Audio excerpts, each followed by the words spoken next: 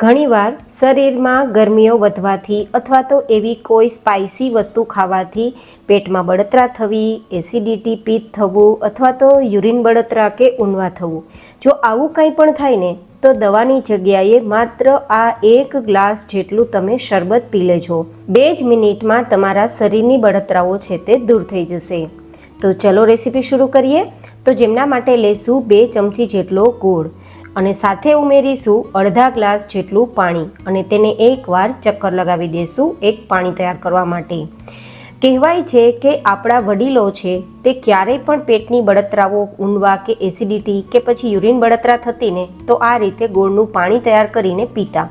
કારણ કે ગોળ ભલે ગરમ હોય પણ ગોળનું પાણી પેટ માટે ઠંડક આપવાનું કામ કરે છે. તો આજ આપણે તે જ કન્સેપ્ટને શરબતમાં લીધો છે.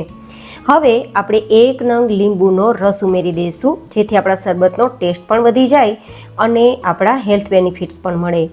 સાથે આપણે 10થી 12 ફુદીનાના પત્તા લઈશું ડાયજેશન સારું થાય તેના માટે અને સાથે 1 નાની ચમચી જેટલું આખું જીરું લઈશું જે પણ પેટની બળતરાઓને શાંત કરવામાં ફાયદો કરે છે.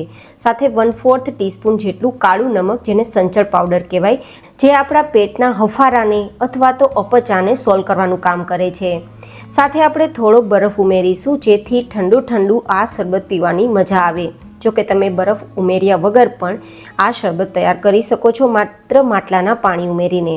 બસ એકવાર ગ્રાઇન્ડ કરી લેશું તો આપણું શરબત તૈયાર છે. બિલીવ મી ગાઈઝ, આ શરબત દવાથી પણ વધારે ફટાફટ તમને રિઝલ્ટ આપવાનું છે.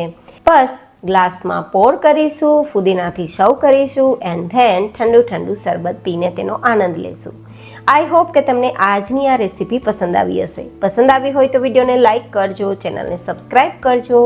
ફરી મળીશું નેક્સ્ટ રેસીપીમાં. ત્યાં સુધી stay healthy and stay happy.